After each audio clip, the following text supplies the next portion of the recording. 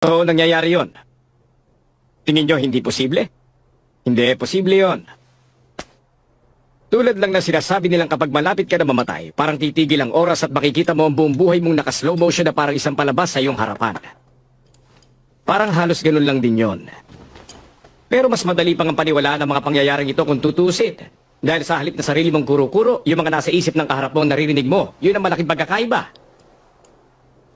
Kaya nangangahulugan lang yun na may mga bagay kang malalaman na walang ibang nakakaalam kundi siya lang. Mapatutunayan ninyong dalawa na totoo. Ito ang kung tawagin ng mga mandirigma na Shinteki Kencho o pandinig ng kaluluwa. Isang pangyayaring nagaganap kapag may dalawang mahusay na mandirigmang naglaban at nagbabago ang takbo ng oras sa pagitan nila. Ano kamo ang sekreto ng lakas ng matanda? May ilan akong naiisip na dahilan. Una, yung nen niya, sobrang tahimik, nakakatakot. Kaya wala makakapagsabi kung ano magiging sunod na atake niya kung ibabatay sa kalagayan ng aura niya. Hindi siya nabuhay ng ganong katagal ng walang dahilan. Masasabi kong sintatag ng halaman ang utak niya. Isipin mo naman, sanggol pa lang ako na sumususo pa sa nanay ko, matandang kulubot na matandang yun. Siya lang ang kaisa-isang nakilala ko na lumaban kay Lolo at nakaligtas ng buhay. Pero para lang kami magkakilala. Ang masasabi ko para kaming yin at yang. Mangmang, hindi kami pantay ng lakas. Ako ang laging umuwi ng talunan. Ano? Ano ang sikreto ng lakas niya? Ano pa nga ba? Oo, yun din.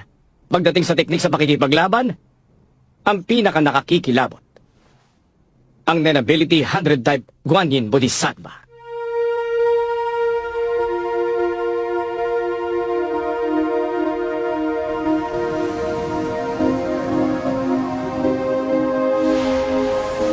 Sa mga mata ni Pito, marahan at napakaswabe ng mga susunod na ginawang paggalaw ni Netero na para bang naka-slow motion pa nga ito.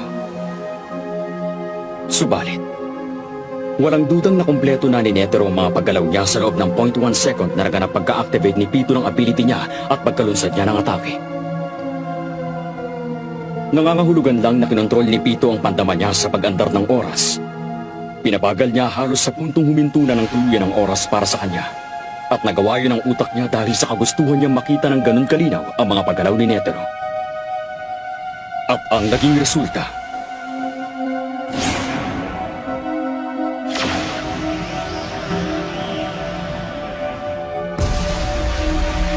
isang tira na hindi maiilagan.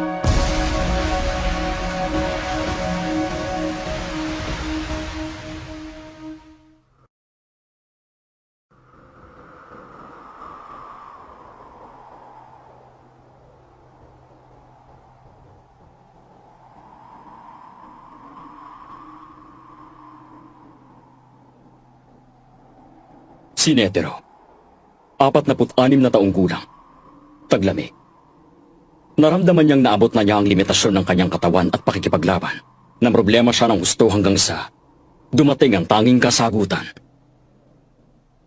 Walang iba kundi pasasalamat.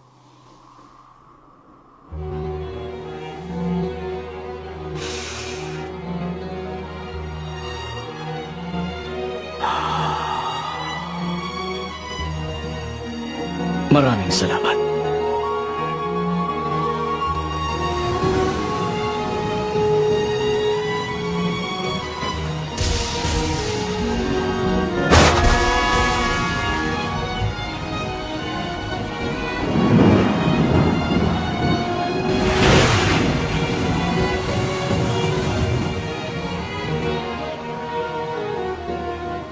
Alam niyang napakalaki ng utang na loob niya sa sining ng pakikipaglaban na tumulong sa kanyang umunlad.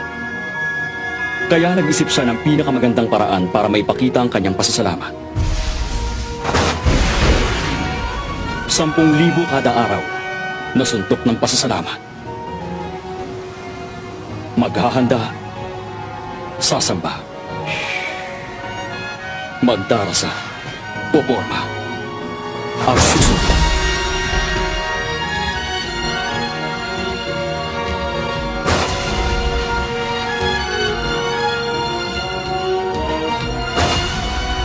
Noong una, mga 5 o 6 na segundo umaabot ang buong proseso sa bawat pagsuntok. Sa unang araw, inabot siya na mahigit 18 oras para lang makumpleto ang 10,000 suntok. Pagkatapos nun, babagsak na lang siya at makakatulog. At paggising niya kada araw, sisimulan niya uli ang pagsuntok.